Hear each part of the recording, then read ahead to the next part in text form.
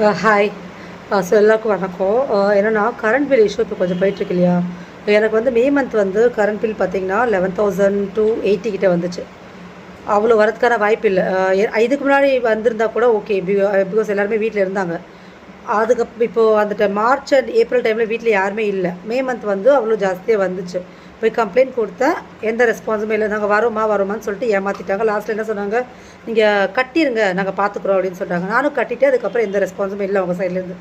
சரின்னு விட்டாச்சு அப்படியே. ஏன்னா அப்போ தான் புதுசாக ஒரு ஆட்சி மாறி இருக்கு இல்லையா. இப்போ ரிட்டர்ன் அகெயின் எனக்கு வந்து இந்த ஜூலை மந்த் பில்லு வந்திருக்கு.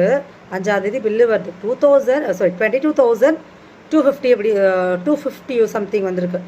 எனக்கு அப்படியே ஒரு டென்ஷன் ஆயிடுச்சு. ஏன்னா இவ்வளோ வந்திருக்கே அப்படின்னு சொல்லிட்டு, ஆளே இல்லாத டீ கடையில் எதுக்குடா பில்லு அப்படின்னு எனக்கு அந்த மாதிரி ஆயிடுச்சு. திருப்பி போய் கம்ப்ளைண்ட் பண்ணால், ஆக்சுவலி கம்ப்ளைண்ட் வந்து ஃபார்முலாவே பண்ணியிருக்கேன். டிஎன்இபிலையும் நிறைய வாட்டி கால் பண்ணிட்டேன். டேரெக்டாக போய் ஃபார்முலா லெட்டர்லாம் கொடுத்து எல்லா கம்ப்ளைண்ட்டும் பண்ணிவிட்டேன். லாஸ்ட்டாக ஒரு 10 months எனக்கு எவ்வளோ பில்லு வந்திருக்கு எல்லாமே அந்த பிரிண்ட் அவுட் எடுத்து எல்லாமே கொடுத்துட்டு கம்ப்ளைண்ட் கொடுத்துட்டு வந்திருக்கேன். நான் திருப்பி கால் பண்ணி ஏஐக்கு கால் பண்ணால் கால் எடுக்க மாட்டாங்க பெரம்பூரில். இத்தனைக்கும் இது வந்து யாரோட தொகுதி நான் சொல்ல வேணாம்னு நினைக்கிறேன். ஏஐக்கு கால் பண்ணால் அவங்களும் என்ன பண்ணுறாங்க, கால் அட்டன் பண்ணுறதில்ல. அதிசயமாக அட்டன் பண்ணாலுமே இன்றைக்கி வந்துடுவாங்கம்மா யாருமே வரல இது வரைக்குமே. தேதி 15 கிட்ட ஆயிடுச்சு. இதுக்கு மேலேயும் விட்டேன்னா அவங்க என்ன தெரியுமா சொல்லுவாங்க, இதுக்கு மேலேயும் போய் நான் இப்போது திருப்பி டேரெக்டாக போனேன்னா நீங்கள் கட்டிடுங்கம்மா நாங்கள் பார்த்துக்குறோம் அப்படின்னு தான் சொல்ல போகிறாங்க. ஏன்னா திருப்பி அது வரப்போகிறது இல்லை என் கையில். ஒரு வாட்டி இல்லை கவர்மெண்ட்டில் போச்சுன்னா திருப்பி என் கையில் வரப்போகுது இல்லை. லாஸ்ட் டைம் அந்த 11,000க்கே எனக்கு பதிலே தெரியல. அவங்க ஃபஸ்ட்டு அவங்க 5ஆம் தேதி 6ஆம் தேதி கம்ப்ளைண்ட் கொடுக்கும்போது என்ன சொன்னாங்கன்னா, நீங்கள் போய் வந்து உங்கள் வீடை செக் பண்ணுங்கள், முதல்ல வயர்லாம் செக் பண்ணுங்கன்னு சொன்னாங்க. எல்லாமே செக் பண்ணிட்டேன், தரோவாக செக் பண்ணிட்டேன்.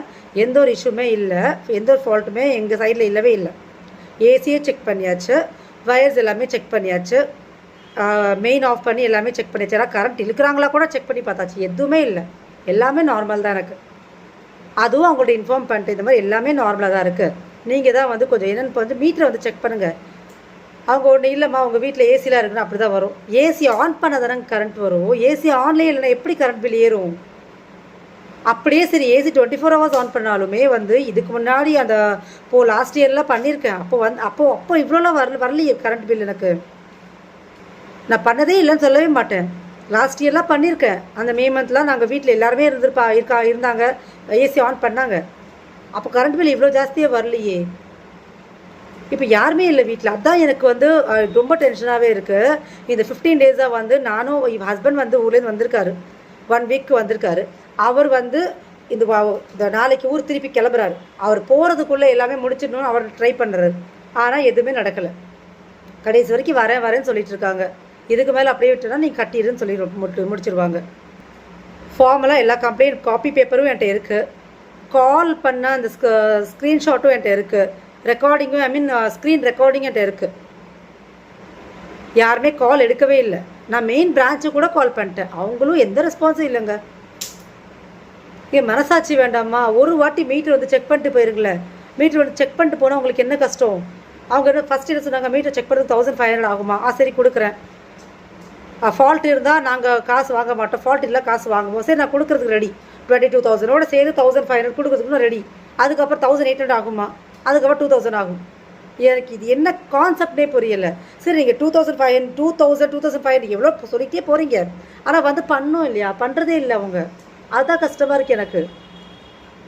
நான் சொல்லிட்டேன், ஓகே நீங்கள் வந்து செக் பண்ணிவிட்டு மீட்டரில் அதுலேயும் ஃபால்ட் இல்லை, என்னோட கரண்ட் தான் ஓடி இருக்குது அப்படின்னு நீங்கள் வந்து இது சொன்னீங்கன்னா நான் அதுக்கேற்ற காசு கட்டிடுறேன் தான் சொல்கிறேன். ஏன்னா அது வேறு ஆப்ஷன் இல்லைல்ல. நம்ம சைடில் தான் ஓடி இருக்குது அப்படின்னு சொல்லும்போது நம்ம கட்டி தான் ஆகணும். ஆனால் எனக்கு 100% கேரண்டி எனக்கு என் சைடில் எதுவுமே ஓடலை.